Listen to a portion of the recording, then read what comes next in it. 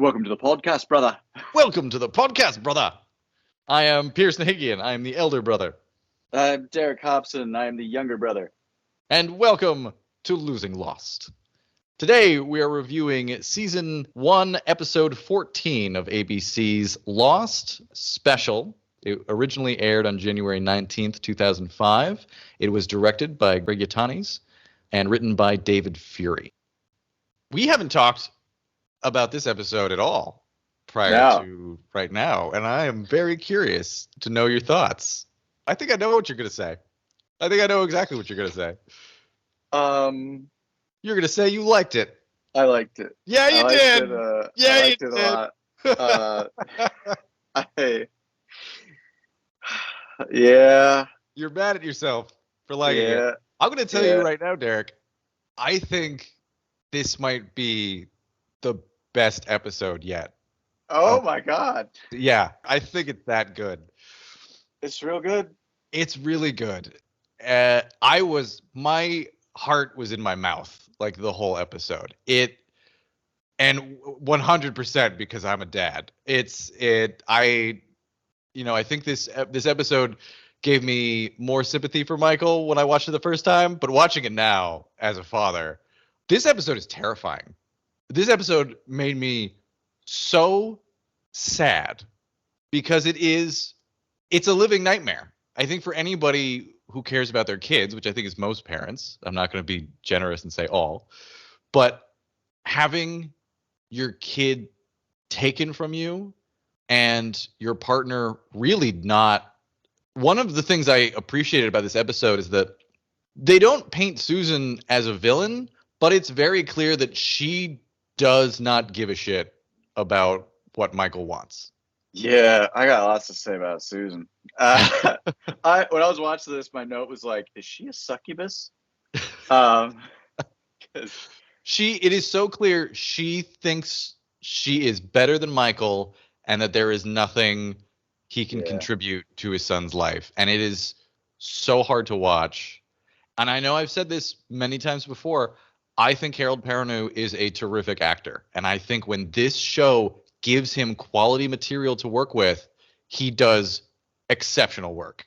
And this whole episode was just a showcase for him. I mean, this one, too, made me really wonder how much of his story they had mapped out. Mm-hmm. Because, and we will get to it as we go through it, but there's some brilliant justification for the worst lines that I know we've called out on this show. And because I remembered us talking about this episode because I thought this was a Walt-centric episode. So did I. He gets a flashback, which is also a little weird and out of place, kind of. It totally changes the episode. We'll talk more about that. It feels like it's from a completely different thing. Yeah. And a little bit of just like, let's shoehorn this in. Yeah. But I didn't realize it was going to be Michael's episode. And yeah, it hurts. It does. And you know what? David Fury wrote this episode, and he wrote two previous episodes that we both liked a lot, Walkabout and Solitary. Oh. And I don't, according to Lostpedia, he's only written 4 episodes. So this one, Solitary, Walkabout, and then Numbers, which he co-wrote with Brent Fletcher.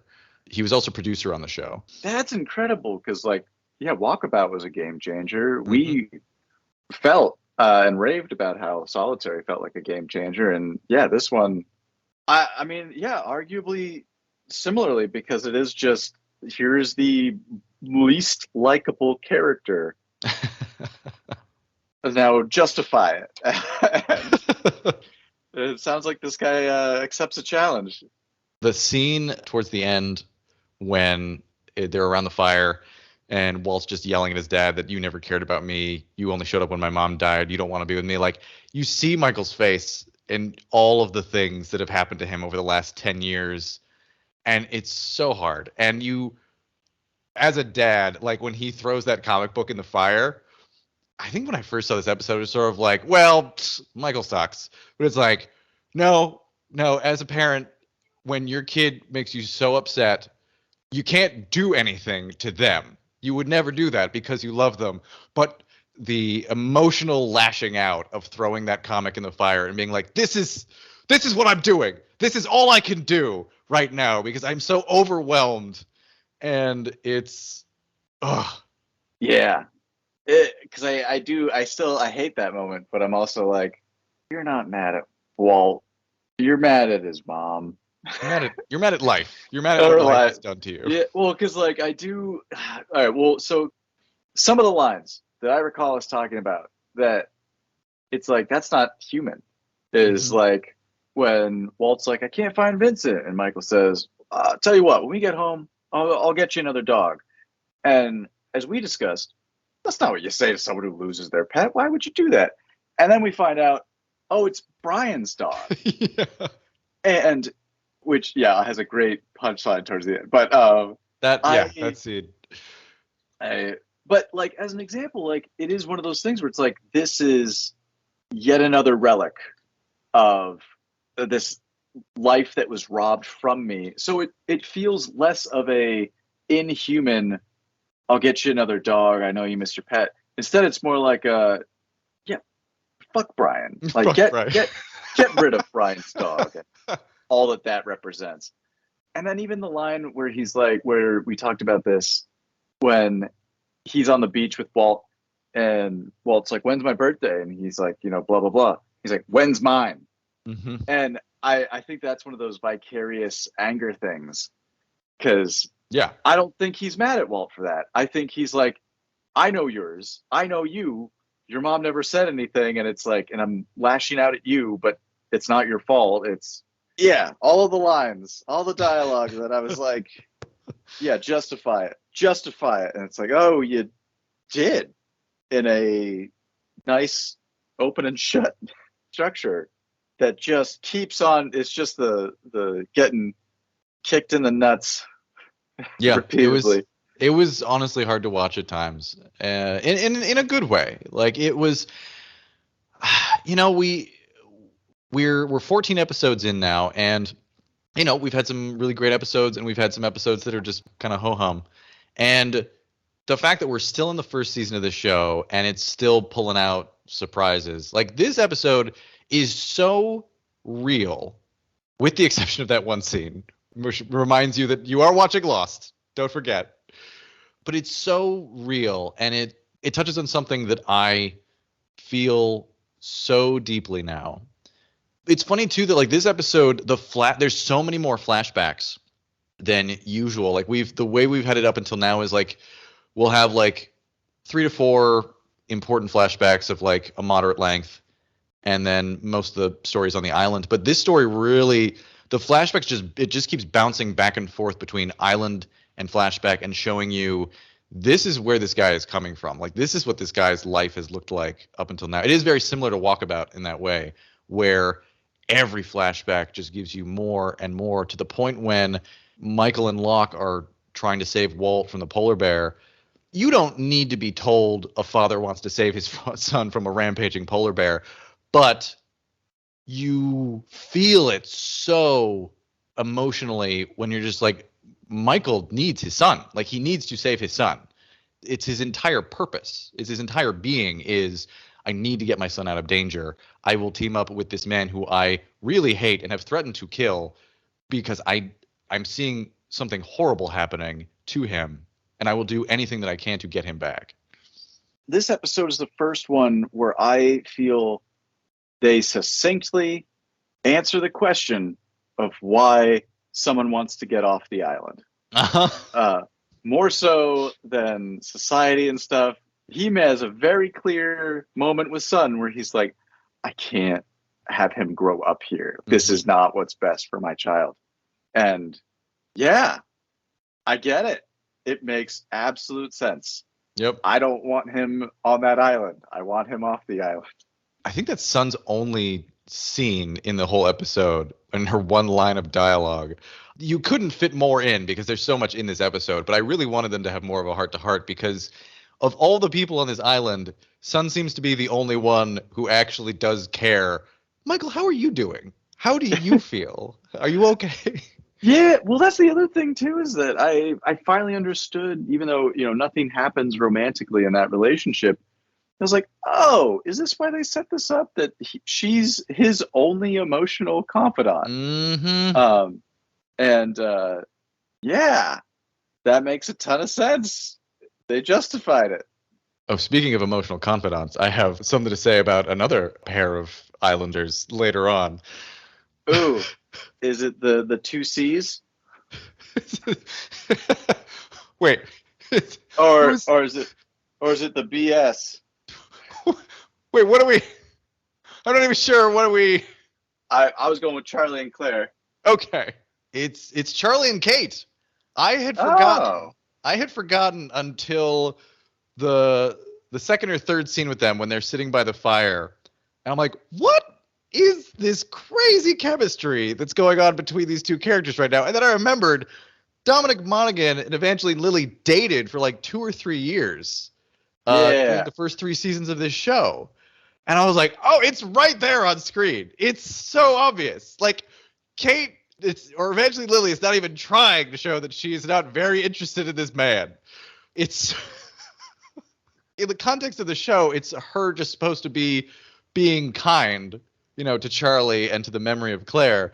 But they have such easy chemistry together. It's just like, oh, these two got a thing going on. This is yeah. It did. Even though they're talking about Claire, it very much feels like, are you guys talking about Claire? Or are you? when she leaves him with the diary, she gives his leg a squeeze, and it lingers for too long. It's like, that's not a friendly squeeze. That's I'll see you later.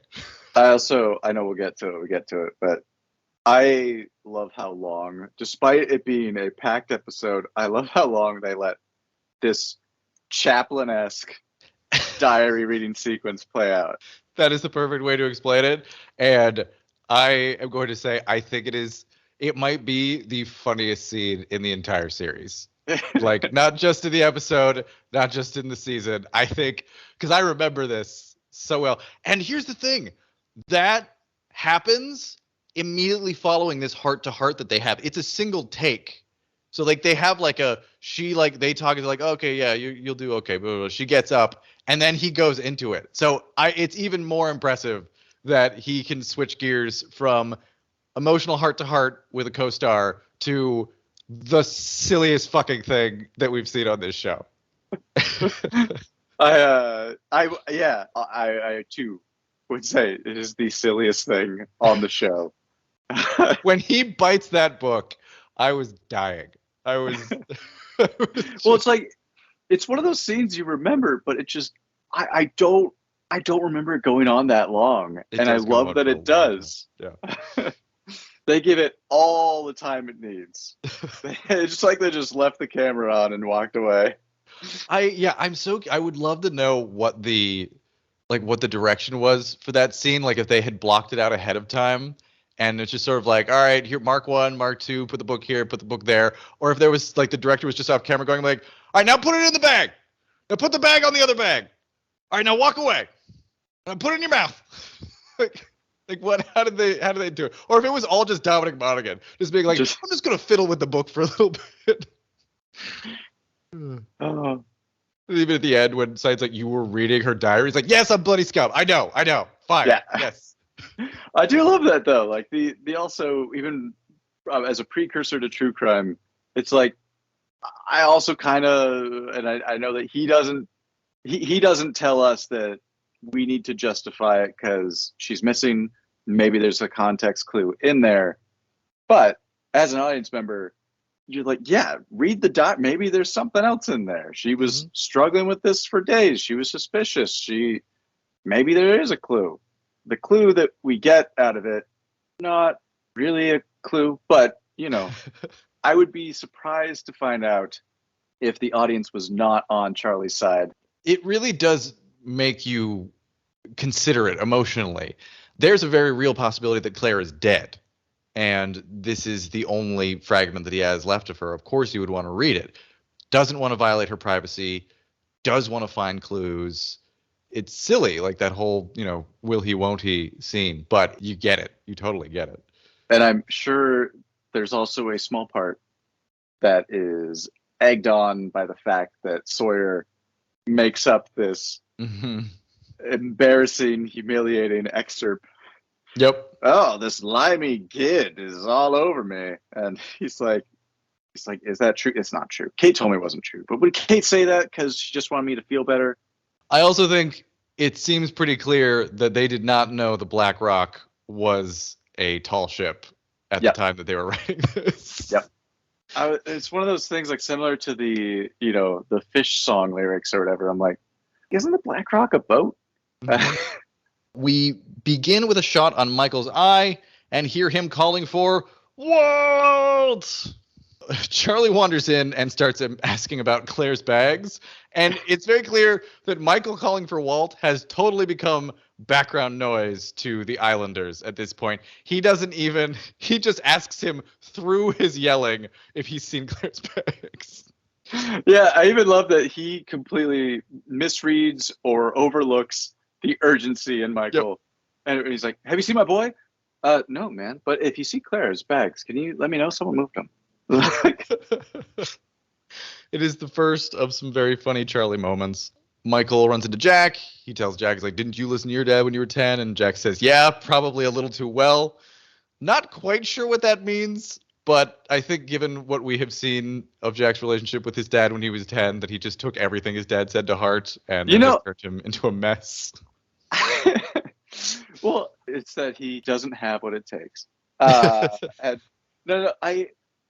I will say it's stuff like that I think maybe this is partly what fostered that. I mean, I'm sure social media also did this, but I think it's that kind of stuff that fosters this fan base a bit, because Jack's line of dialogue feels like an inside joke with us, the audience, like it's like Michael doesn't know Jack's story, but we do.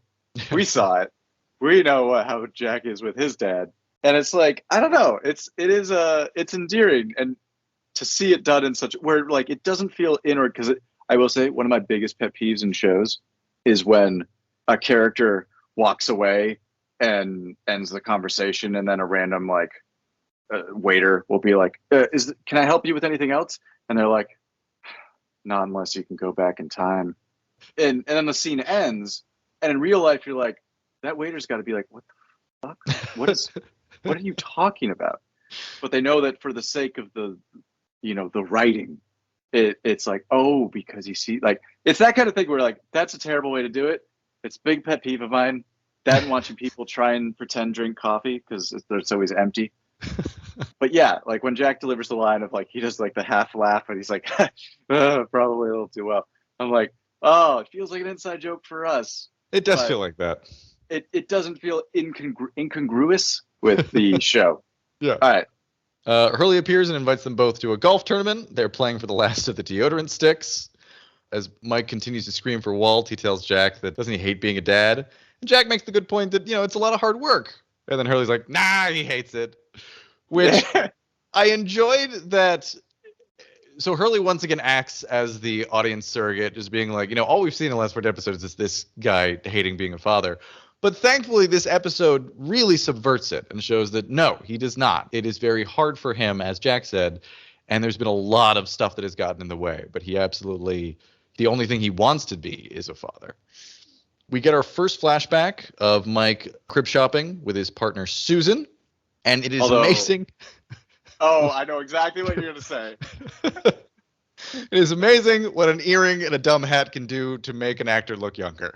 Yes, I legitimately thought this was in the era of de-aging. I was like, you can't. Are you telling me that a beanie and shaving his face makes him look 20 years younger? Yeah, it's not just that. It's also he's clean shaven, and I think he's wearing a wig.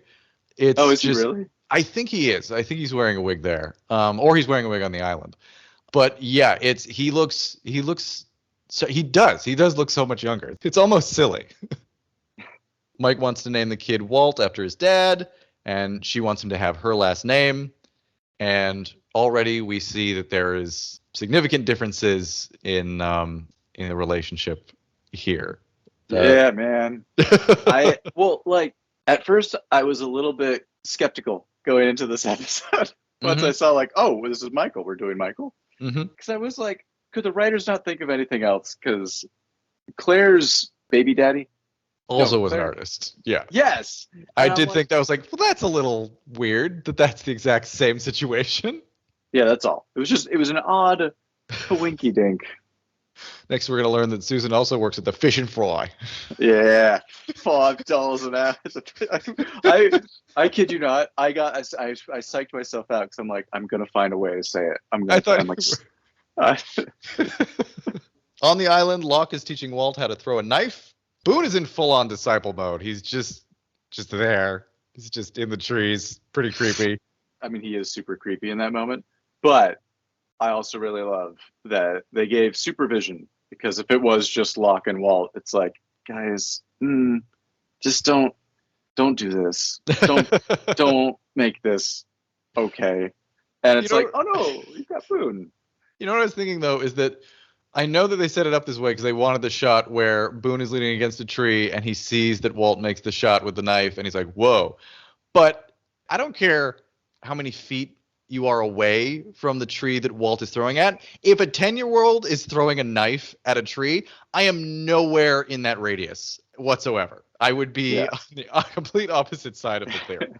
But yeah, I like you were saying, full disciple mode. Like he is completely transformed as we see later in this episode too. But he has such a different demeanor. And I stand by an earlier sentiment I had of like Locke kind of functioning as like the priest lady in The Mist.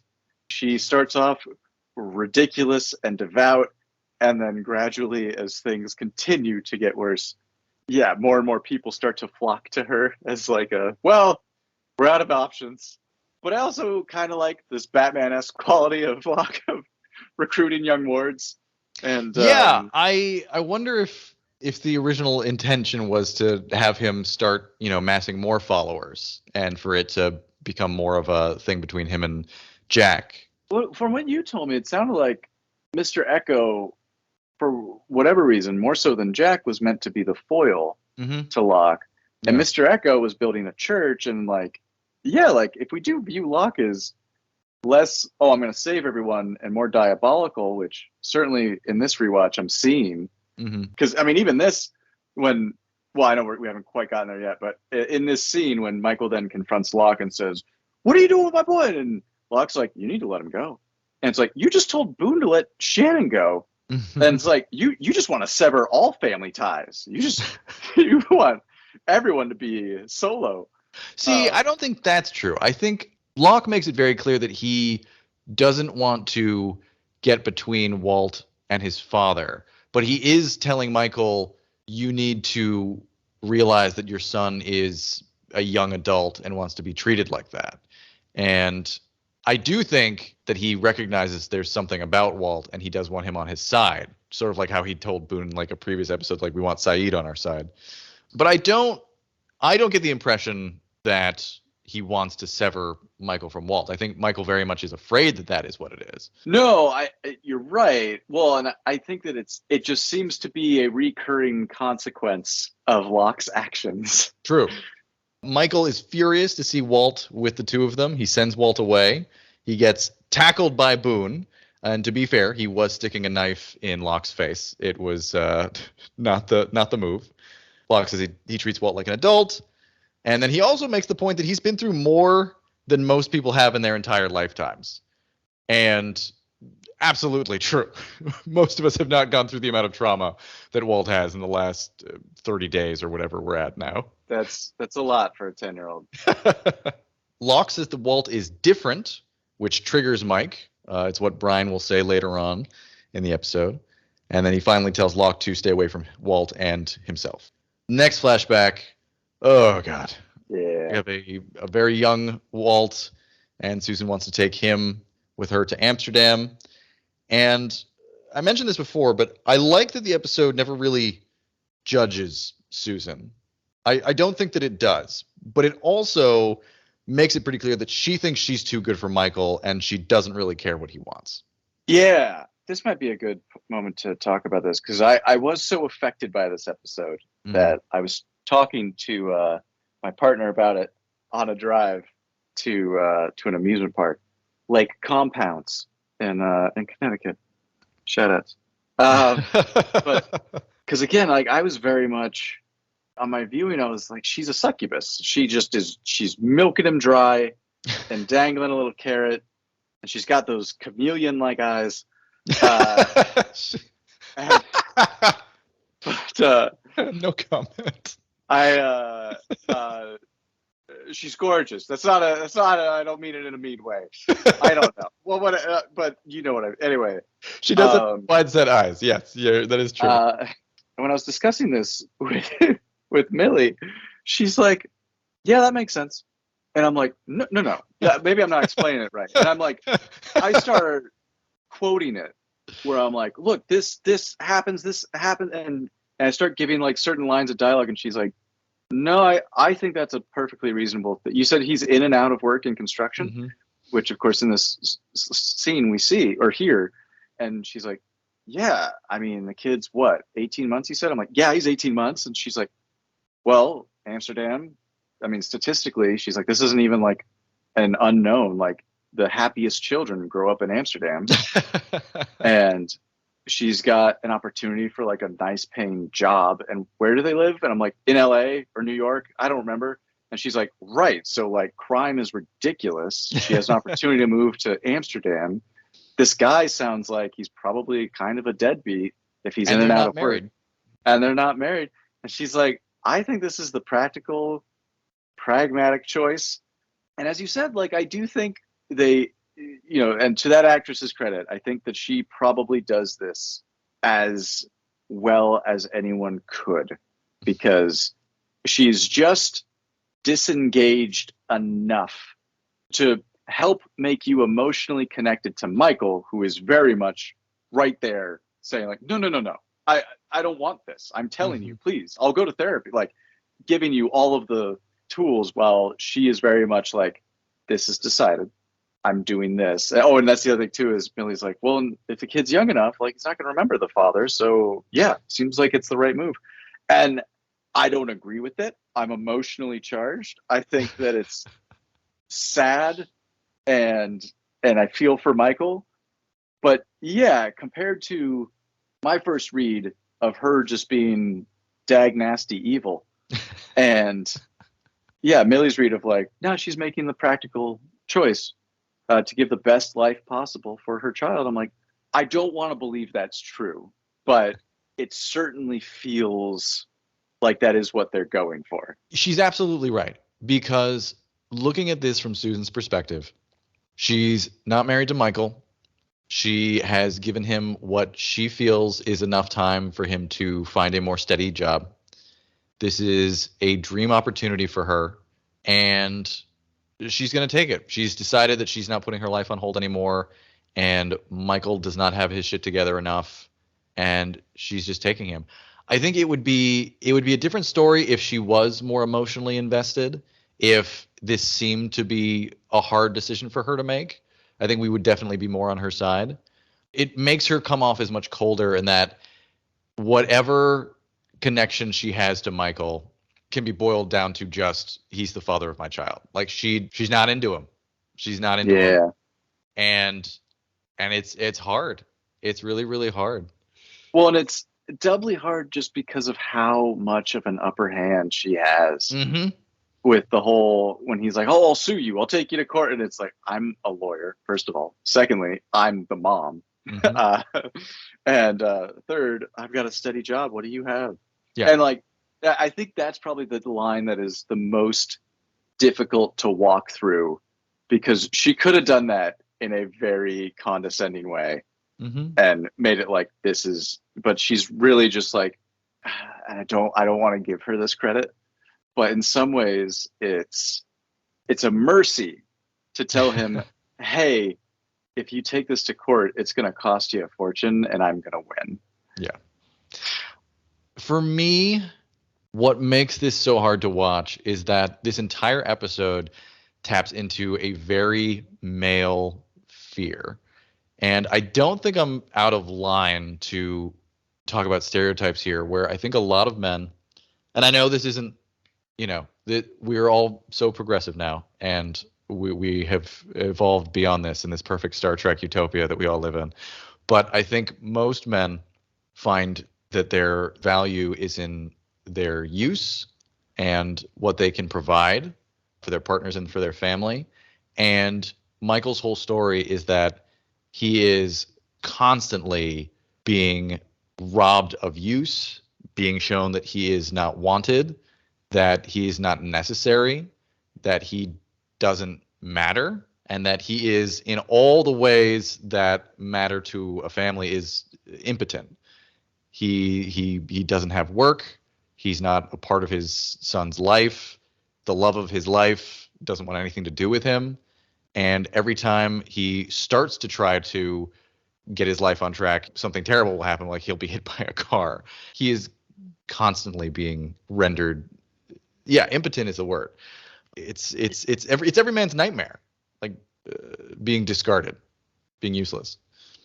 And if we want to go there, which I don't recommend, so maybe I won't.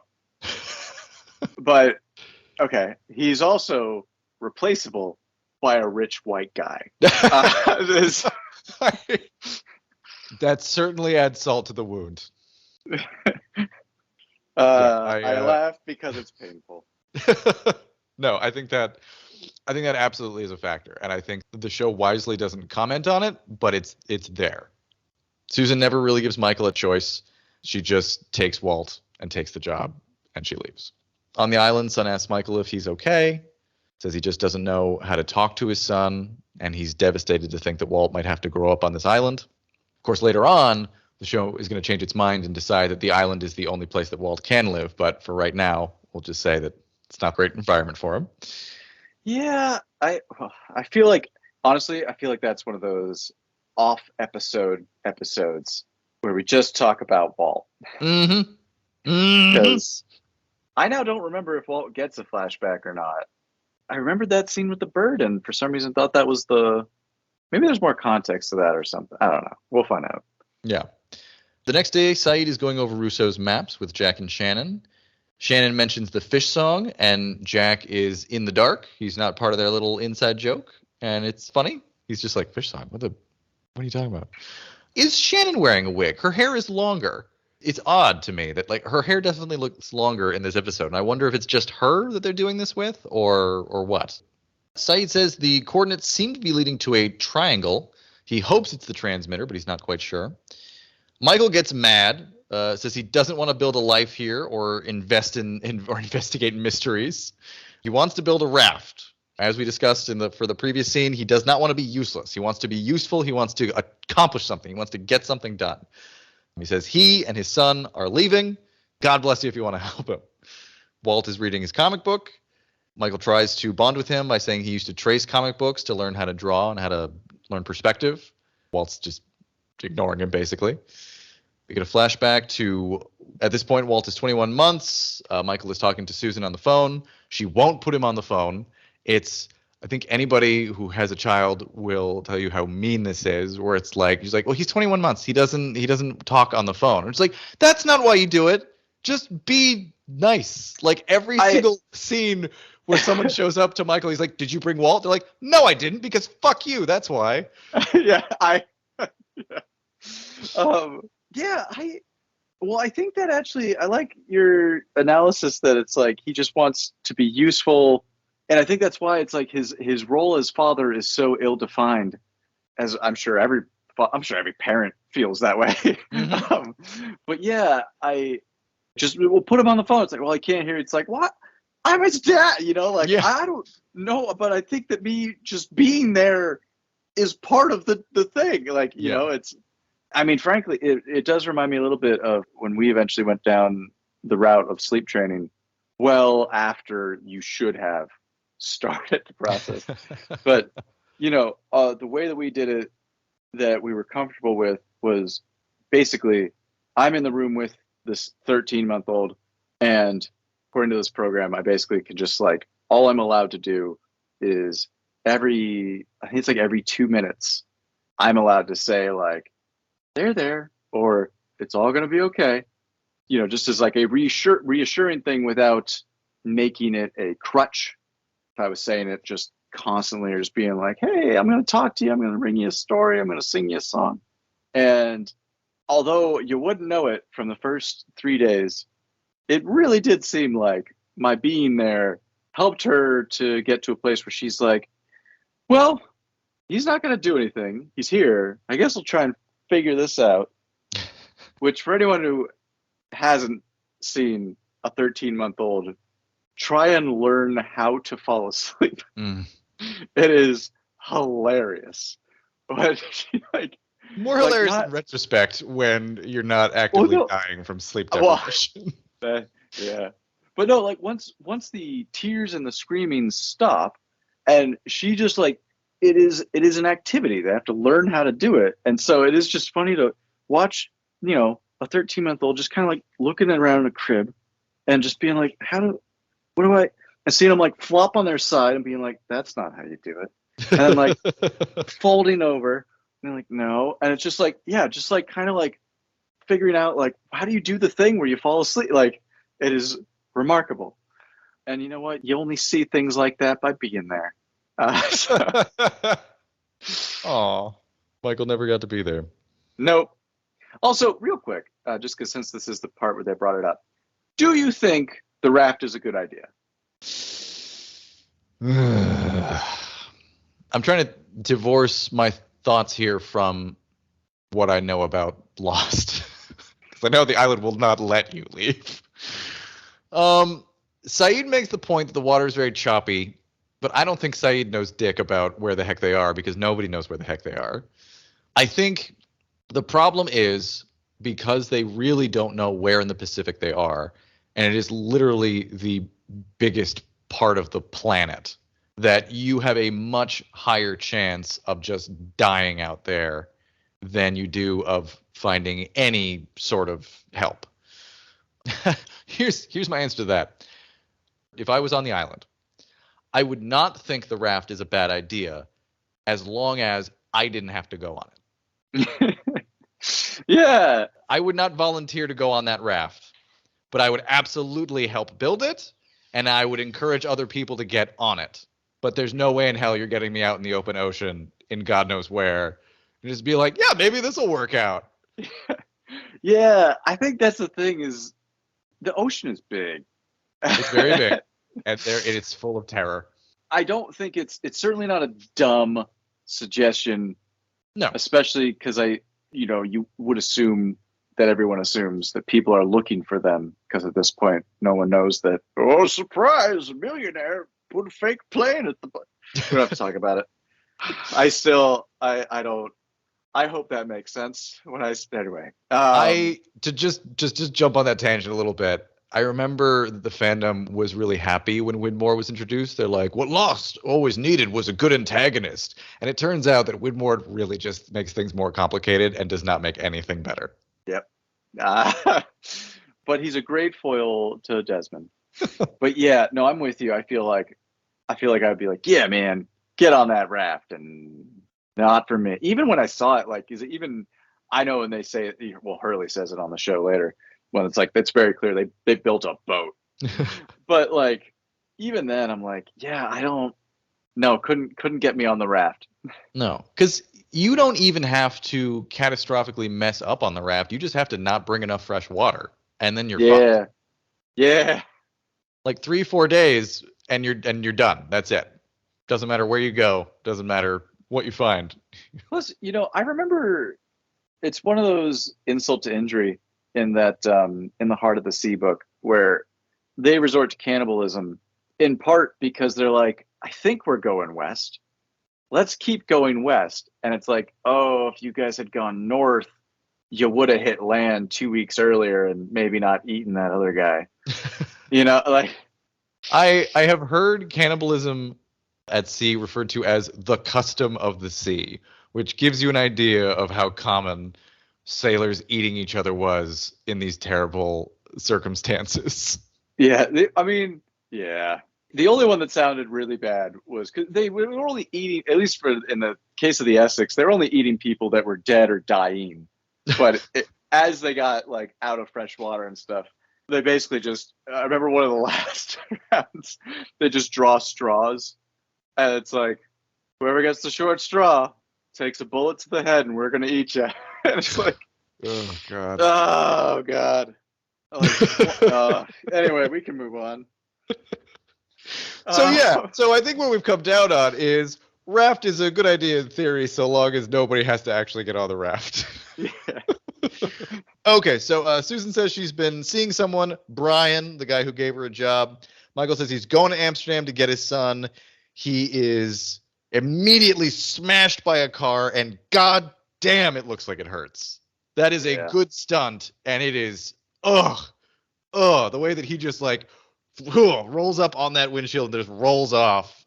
It's just... And it so engages you in the moment that I remember looking at this bloodied Michael on the concrete, and I'm like, is he dead? and before coming back and be like, no, Derek, he's obviously not. You're watching. Pay attention. It's like, but yeah, it is that bad.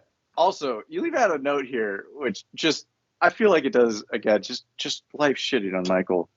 But when Michael has the line of, wait, Brian, is that the guy that hired you? Mm-hmm. Which also is just like, it's like, oh, God. Yeah. Oh, she was checked out long before, like, so long and before. not, and I suppose you could, devil's advocate, say maybe Susan's right. Maybe, maybe the attraction blossomed with their working, I don't, but it's, well, and certainly just not the time to find out that information.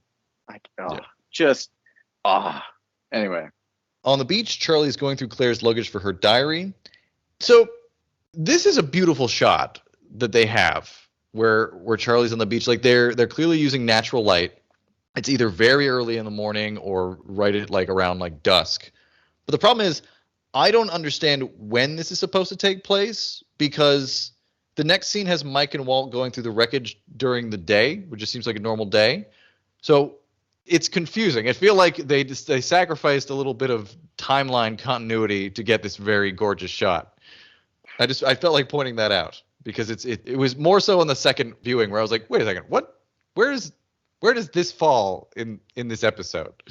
I will say, I think I mentioned this just now for like, again, the first time in like a decade have a TV, and it has that soft focus thing on or whatever, the multiple motion smoothing. Yeah, like the soap opera look. Mm-hmm, and I know I can turn it off, and I know me 15 years ago would have right away, but with Lost, I kind of enjoy it because, yeah, similar to like this shot being beautiful. I'm like, it really is like, yeah, it doesn't feel like a set. You see the leaves just like rippling, and I'm like, this is neat. It's surreal to.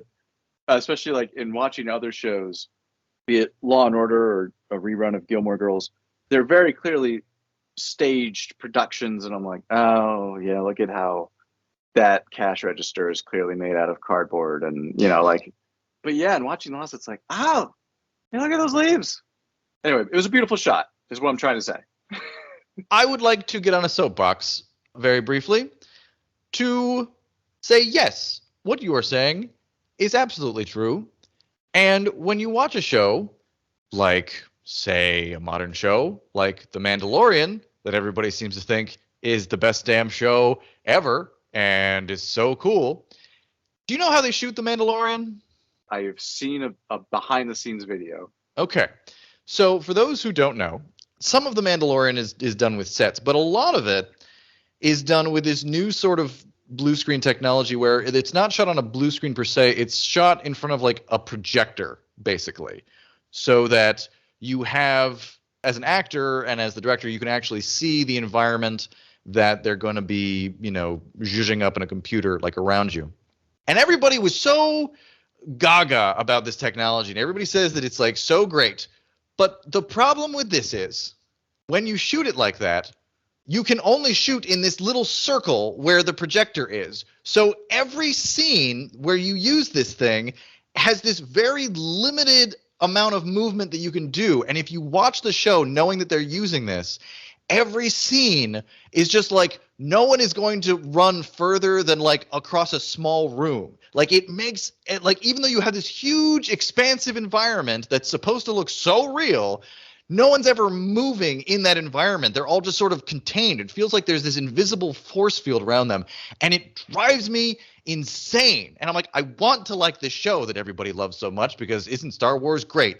But it's fake. It feels fake. It feels fake and not real, and I don't like it. And yes, I absolutely advocate for going to a real location and shooting it. I know it's more expensive. Pay writers and actors more money. I side with the strikers. All right, I'm off my I'm off my soapbox. I still haven't seen it, but I'm told that I would like it because it's supposed to be very Western. The first season is very good. But it sounds like that Plinkett review too, like the for the prequels where it's like they run out of trackpad mileage. Yeah, or whatever, but it's the same thing where it's, you know, they were so, every time you see like a behind the scenes thing where they're always patting themselves on the back for this projector thing. And I agree, it does look more real than blue screen, but you run into that problem of if you are shooting a scene where people are in an open environment, it doesn't feel like they're in an open environment because they're not, because they're banded by, you know, however big this actual room is. And it doesn't feel natural. It really bothers me. As someone who hasn't seen the show, I certainly distinctly remember a number of Westerns where like people are behind rocks and stuff. Mm-hmm. And you're making me think that this almost makes it like in Looney Tunes when there is a cupboard that is a slightly different shade of blue. Mm-hmm. And so you know that cupboard is going to be opened at some point. If that's kind of like what it is, but it's a live action show, so it feels wrong. Yeah, no, that's a great analogy. It is a lot like that.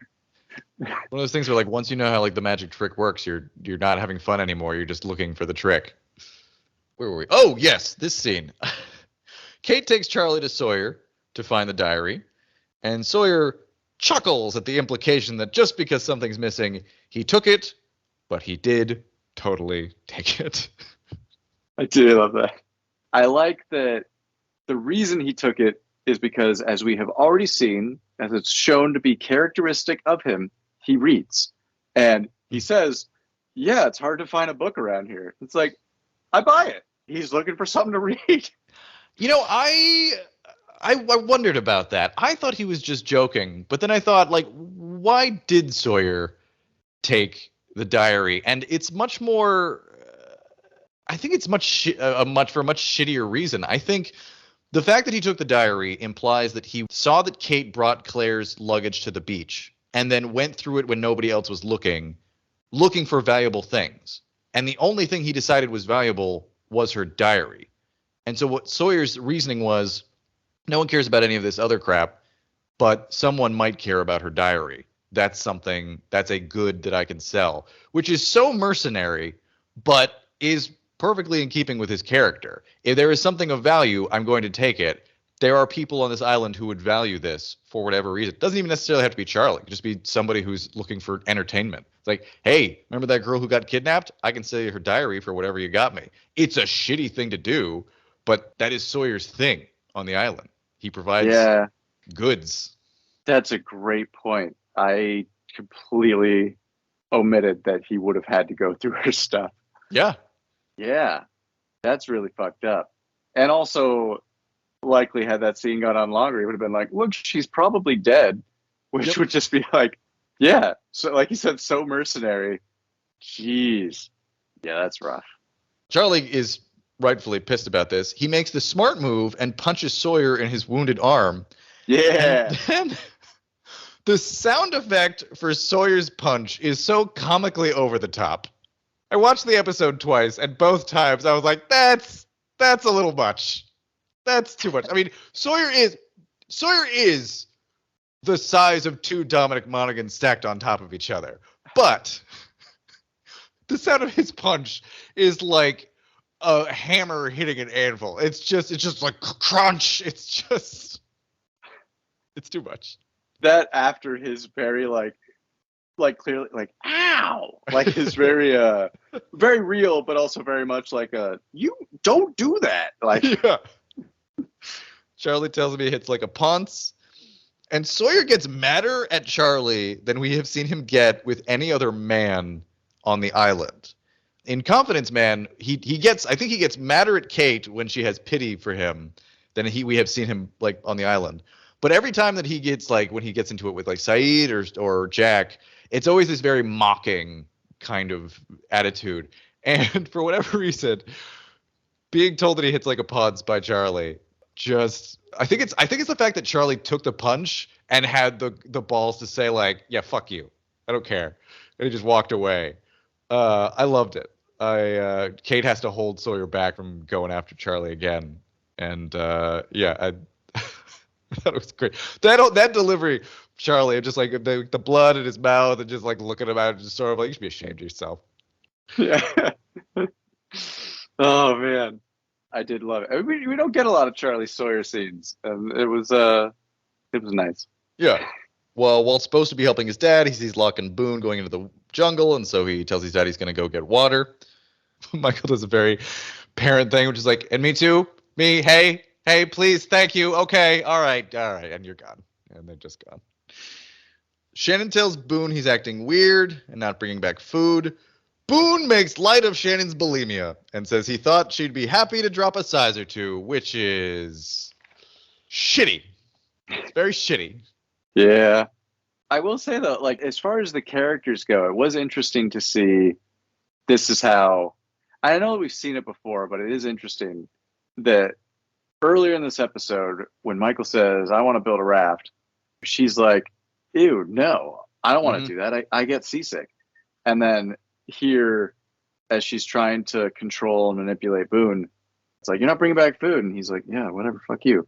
And she's like, well, I'm thinking about going on a raft. And it's like, no, you're not. Oh, right.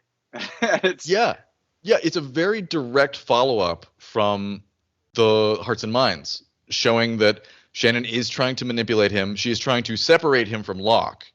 Even though she thinks the raft is, or at least that she makes it out to seem that she thinks the raft is a dumb idea, she doesn't like the influence that Locke has on Boone, and she is trying to get him to do something else. And we see however you choose to look at it, either Locke's brainwashing or his freeing of Boone's mind, of his obsession with Shannon. He don't play that no more. No. Locke tells Walt that he should respect his father's wishes. Michael goes nuts. And here is one of two things in this episode that I really did not like, and I'm going to blame a second unit director here. Locke tells Michael that he just wanted to give him this pencil to help him with his drawing. He thought he might need it.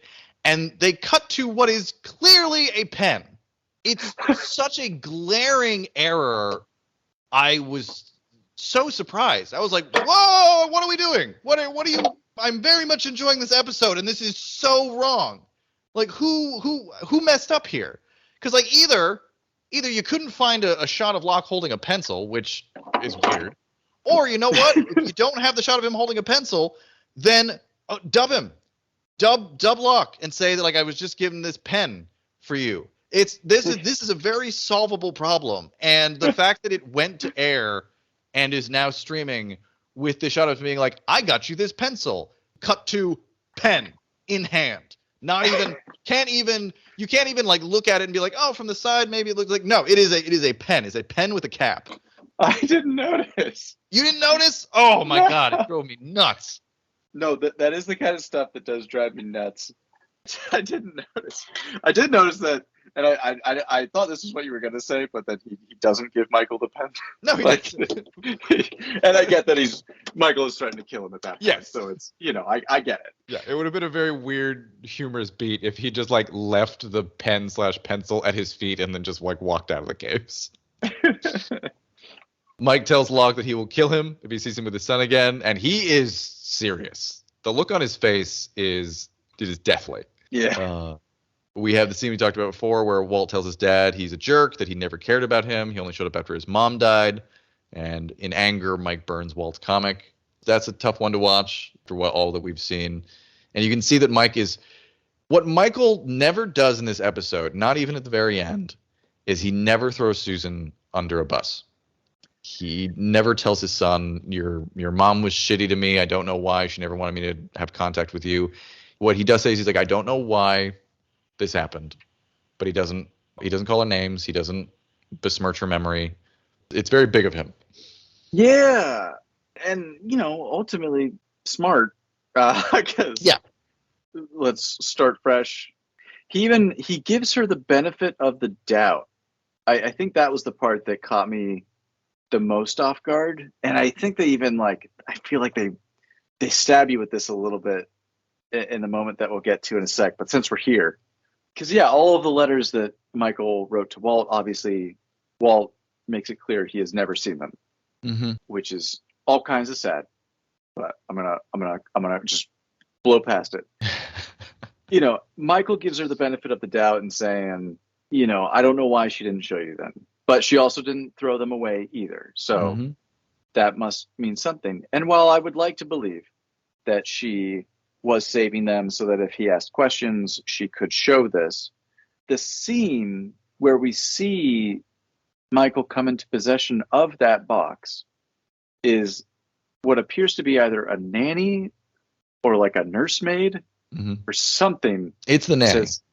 Yeah. And, again, when Lost is smart and they leave something open to interpretation, they don't make it purposely vague, but they leave it open to interpretation, which I feel is very different in that the nanny passes Michael this saying, I think you should and it feels like the nanny kept them. That's interesting. I made a note of that, and my note was, is she sad over the general situation with Walt's mom dying, or because it seems like I'm reading the scene as she said, she's like, Walt never got these letters, and I'm giving them to you because I know that you want him to have them. Yeah, no, I agree. I think that Lost is really, it is letting us do the work. And I really appreciate it when it does that. I appreciate when it is a fuller, larger show when it makes decisions like that than a lot of other network shows would be. I don't know if there's anything more to this, but the only kindness in Michael's life does seem to come from not lower class, but I guess if you view Susan and her life with Brian, they're both seemingly elite lawyers. I mean, again, Brian is co-partner or whatever of the firm, and they moved from Amsterdam to Australia. They, clink their wine glasses and say, "Oh, I guess no more meetings with Hong Kong for you, huh?"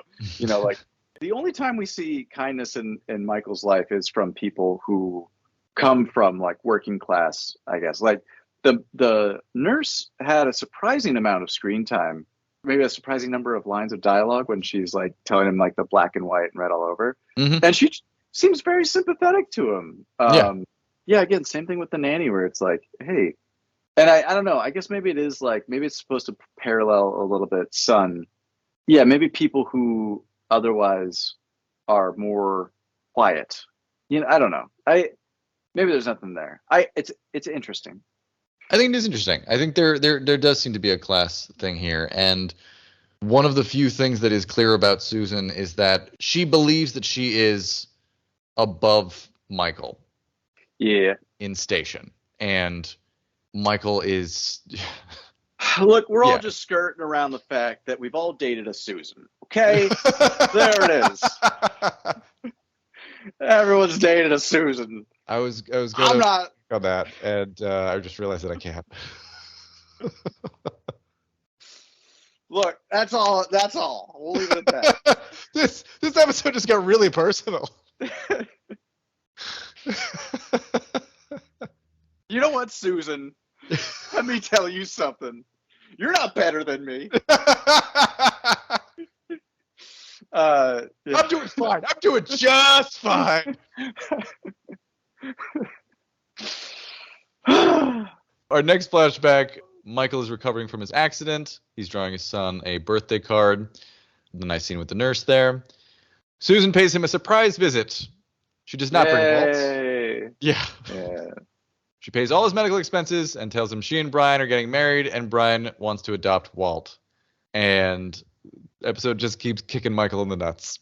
You're right. It's like that Jack episode, All the Best Cowboys Have Daddy Issues, when every single flashback reveals a little piece more of like, God, this sucks, until eventually you get hit with the final blow of, oh, and you're okay that she was pregnant? Yes, I knew she was pregnant, but it wasn't a real baby. And you're just like, what the fuck?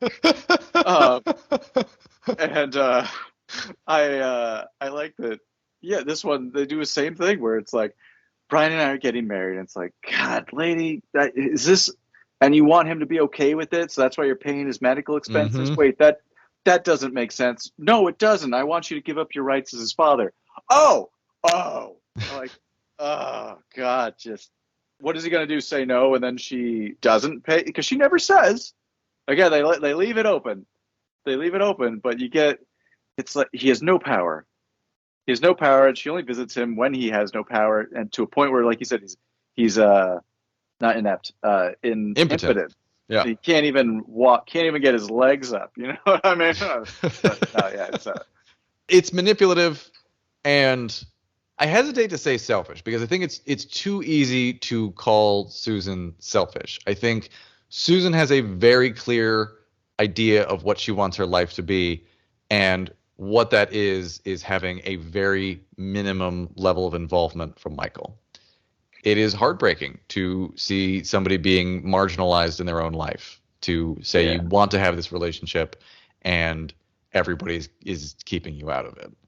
This is the thing that I was going to save for the end, but I feel like this is a good spot for it, which is if Lost was written and they had the foresight, like they wrote all 5 or 6 seasons or whatever they were, allegedly planning. I think this flashback, and it's tough actually now I'm saying this out loud because I wonder if it minimizes the impact of it. But I did get shades of flashbacks, my personal flashbacks, to watching this show and seeing Daniel Faraday's episode where we find out that his mom, Eloise Hawking, is effectively trying to keep Daniel Faraday on rails so that they can close the time loop.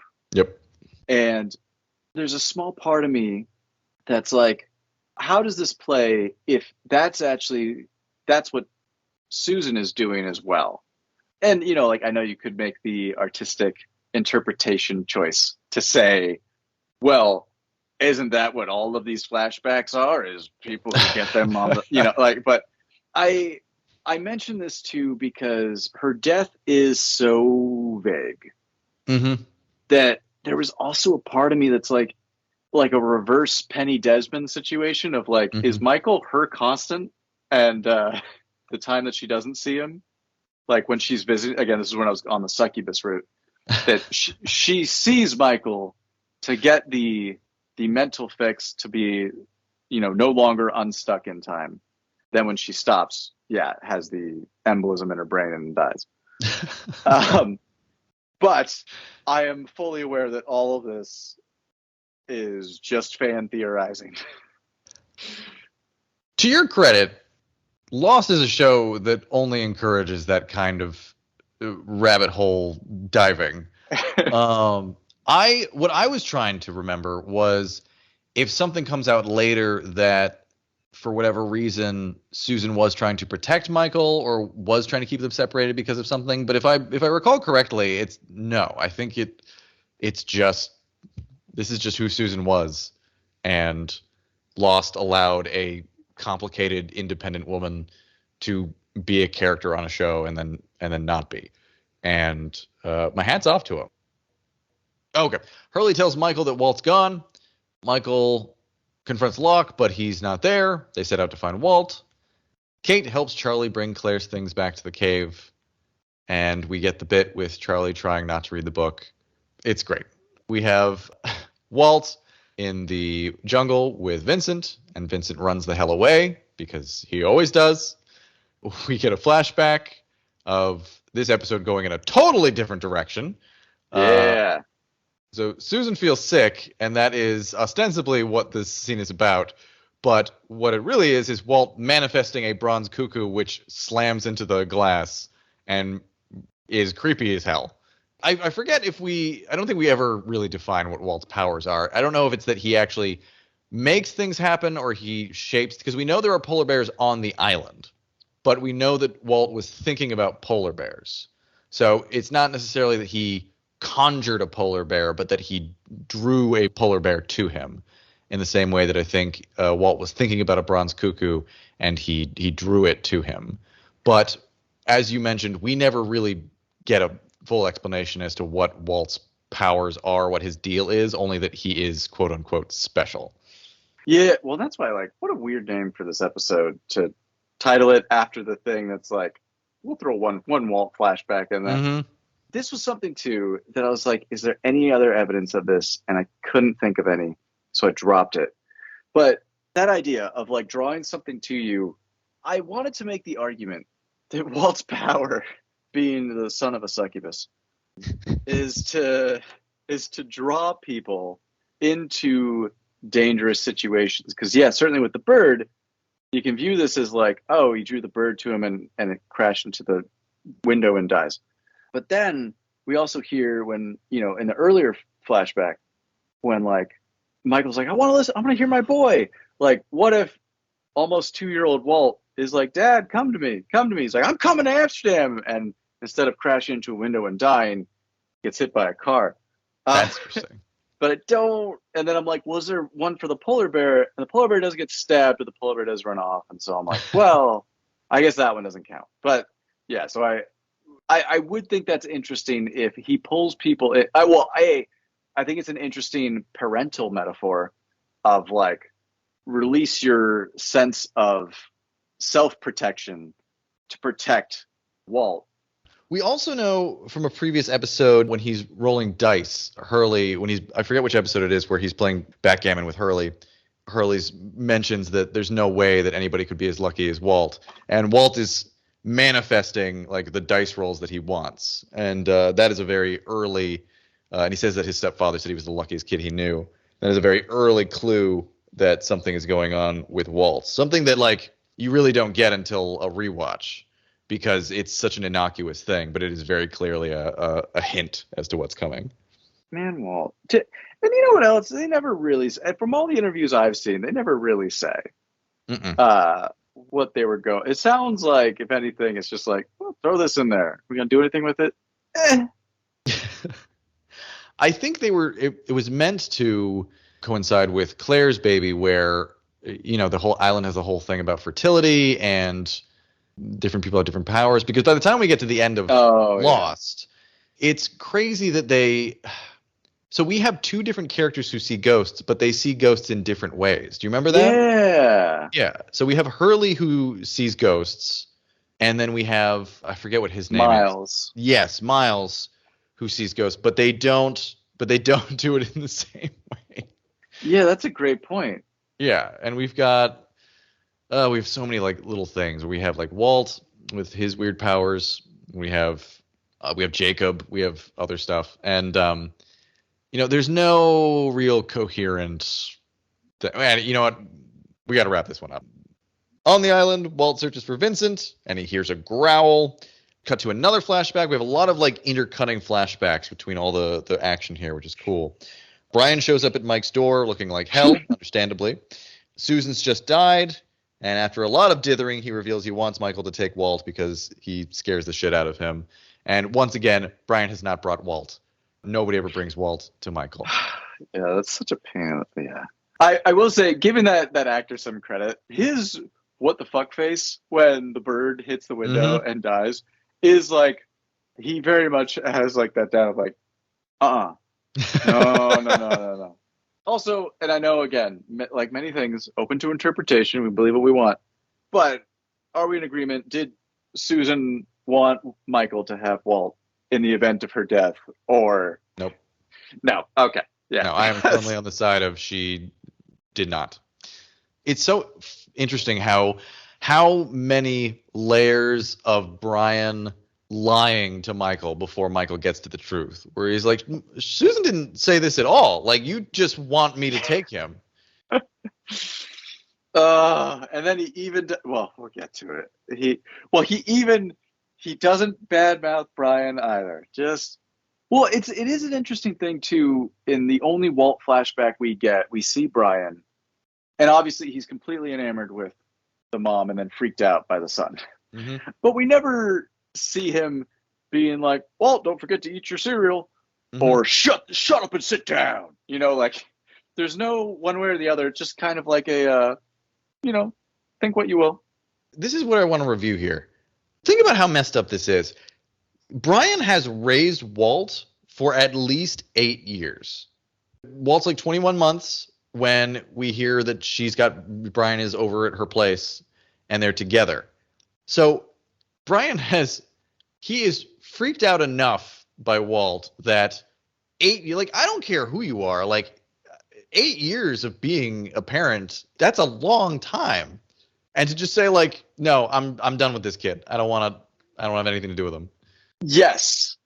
And this is the fan lost theorizing. I'm realizing this was part of that thesis that doesn't go anywhere because the polar bear lives. Because it's so vague as to what causes Susan's death. Again, going back to Walt summons a bird, it dies. Maybe when Walt was 21 months, summoned his dad, almost dies. I was like, are you going to say that Walt killed his mom? Yes, that is 100% what I'm saying. And why a guy who, yes, basically was a father for like 8 years would be like, I think the kid's going to kill me. It's a Damien in the Omen situation. Yeah. Well, and like, to Brian's credit, if that was why, he's watching the news, seeing the airplane that he sent them on go down. And he's like, I was right. Yeah. I was right. Yeah, him and the Claire's psychic are both watching the news, just being like, whoa, dodged a bullet there. I just Brian probably doesn't come back if Susan doesn't come back. But yeah. What's the thing that I love the most about the end? It's not the end of Hurley's episode. It's Hurley's flashback, I think, in the season finale, where we've seen that his curse brings what seems like bad luck that brings like good fortune, right? So like all these people like in his life get hurt, but they end up getting like big like settlements and stuff, and all this. He has like his house like sets on fire, but like he gets like a whole bunch of insurance money from it. And what I love is that like Hurley thinks that his curse is trying to keep him from getting on this flight because his life sucks or whatever. But really the curse is trying to keep him from getting on the plane because the plane is going to crash. Oh, I mean, we'll talk about it more at the season finale, but I love the whole thing where the way that his curse works is like it is not trying to give him a bad day. It is trying to find every way possible to prevent him from getting on this doomed flight. I don't remember. I'll be excited to see it. And that's another thing. That's another magic thing where it's like not only can Hurley see dead people, but he is also cursed. Yeah. Brian says sometimes when Walt's around, things happen. He's quote unquote different. On the island, Michael and Locke are searching for Walt. We get another flashback. Michael gets the box from the nanny. She's upset. We've talked about that already. On the island, we get the CG polar bear, which looks like a cartoon. The CG is so dodgy, it looks like somebody just put an animated bear on there. But it's intercut with some shots of what I think is a puppet clawing at the camera, which does look pretty scary. So, there's a little bit of realness and a little bit of very fakeness going on there. Whenever I see that stuff, I always wonder, like, did they think they were pulling this off, like, at the time? Did the animators look at it and be like, yeah, that looks really good. That bear definitely doesn't look like a shiny white blob that we just put in a real jungle. Yeah, like weirdly out of focus and blurred, which I'm sure someone probably was like, oh, yeah, because it's moving and stuff. And it's like, but the rest of the shot looks great. So I don't know what they... Looks like an amorphous like blob of ice cream that's just attacking the tree. Another flashback. We have what is very clearly Oahu subbing in for Australia. The whole scene between Michael and Walt is handled very well. Walt is confused and mad and scared, and Michael does everything he can to ease him into the new situation. At the very end of it, after this very emotional scene, Michael steals Brian's dog. Hell yeah. And it's great. Michael's face when he says, Brian says you can have him. Where it's such subtle acting, but it's really, really good. It's hilarious. And if he was to play it funny, it wouldn't be at all. Yeah. And yeah, just nails it. God, yeah. Yeah, it was great. He was great. And then we come to my second critique after the pen fiasco of this episode, which is the way that Locke and Michael cross this branch to get to Walt is so stupid.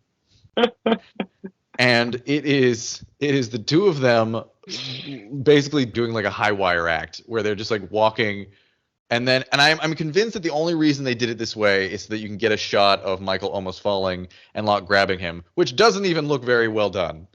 But it's like, no, the way that you go in that situation is you shimmy across that branch.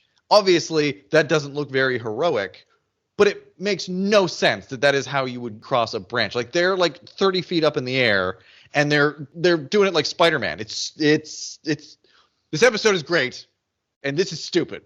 It's stupid that they did it this way. And Locke and Michael save Walt. And this final scene here, we have Michael showing Walt the letters that he wrote. It's a very nice scene. Like I said before, Mike doesn't throw Susan under the bus. He says he could have said anything, but he tells her that she saved them, so maybe she wanted Walt to have them someday. And we have Charlie finding some nice things that Claire wrote about him, and then the mentions of the Black Rock. He tells Jack and Sayid that maybe she's there. And then, while searching for Vincent, Locke and Boone find a very disheveled-looking Claire. And lost. I remember the first time seeing this episode end and thinking that she wasn't pregnant anymore. I could understand that. Yeah, you don't see her, but she looks so like emaciated that it seems like she's that there's less of her. And frankly, I think that would have been the better move.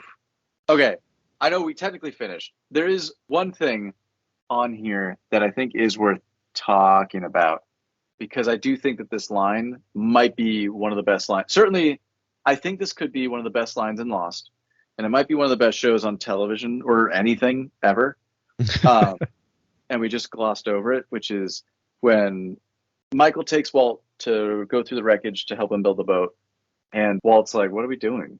And Michael says, this is us taking control of our destiny. Mm-hmm. And Walt says, feels like punishment. And I think that is definitely a recurring theme in this show, certainly, but also like just in life, of how destiny can feel like punishment. And it made me want to keep track of every time they mentioned destiny on the show, because the last time I remember hearing destiny was when it was a punishment, is when Locke is in the chair in Australia ready to go on the walkabout. And he's like, this is it. This is my destiny. I'm meant to do this. And yeah, I think they do a lot of that sort of, this is what I'm meant to do. This is destiny. And I was reminded of Charlie. I know this is now, again, towards the end of season 3. I do kind of love, at least thinking about it. I guess we'll see when we get there. But I loved when he is being just violently tortured, bloodied to a pulp by these two people in the Swan Station. And he's just laughing and playing around. And they're like, why are you still so jovial? And he's like, because it's my destiny. It doesn't matter what you do to me. You're not going to kill me, because that button, that's the one. I'm going to press it or whatever. And it was like, and it is like kind of like a neat thing of, he's like, I can suffer through this because this is the end of the bloody rainbow. But yeah, that's all I'd say on that. Point is, special was great. I enjoyed it. I honestly do think that this might be my favorite episode of the show so far. It would absolutely rank in my top 5 for season 1. I think that's totally fair. And I think it is like, part of it is like, it is such a delicate line they walk with Susan. The actress too, she does a good job at like, it is just the right amount of dialogue. That's the thing. Like I know that there will be later episodes where they belabor a point and they belabor its vagueness. Mm-hmm. Where it's just like, what is this thing? do you know what that thing is? Well, what is it? What's behind it? I can't tell you what's behind it. You'll just have to find out for yourself. Oh, Well, I'm going to man. find it. And I hate those. That's But, exactly what it is. but like, yeah, this one, like we said, like they leave enough things open to interpretation where like, yeah, Susan never says, hey, if you don't sign over your rights, I won't pay your medical bills. But it feels like there's an implication there. And, Mhm. you know, it's like stuff like that like you can easily side with Michael, even if you're looking at it objectively and you're like, she's probably making a reasonable decision. Yeah, it's interesting. I agree. I think top 5 for sure. Especially because, yeah, and I know I mentioned this before, but like in terms of talking about what makes a good episode of Lost, I do think that these type of things that retroactively make things better. Mhm. Because again, like so many lines, I really don't know if they had this in mind prior or not. But yeah, you look at the dog comment and the when's my birthday, and I'm like, these ones really stick out. But then after seeing his story, I'm like, oh, you justified him. I can't think of any of the lines that stuck out from before this episode that, you know, I'd still be able to point to and say, why did he do that? Just really meticulous. And it comes with the silliest scene in all of Lost. It really does. It's all that we not only get a solid episode by itself, but we see things building from previous episodes. We have Boone severing himself from Shannon. We have Charlie still trying to solve the mystery of what happened to Claire. We have Sayid and Shannon working together on the coordinates. We have Locke and Boone still doing their hatch mystery stuff. It is absolutely an episode where everything that happens in the episode matters, and everything that we see has a precedent in a previous episode. And it's why the show, when it's good, it's so good, because all these parts fit together and you're seeing how they're connecting. And it was special. Oh, yeah,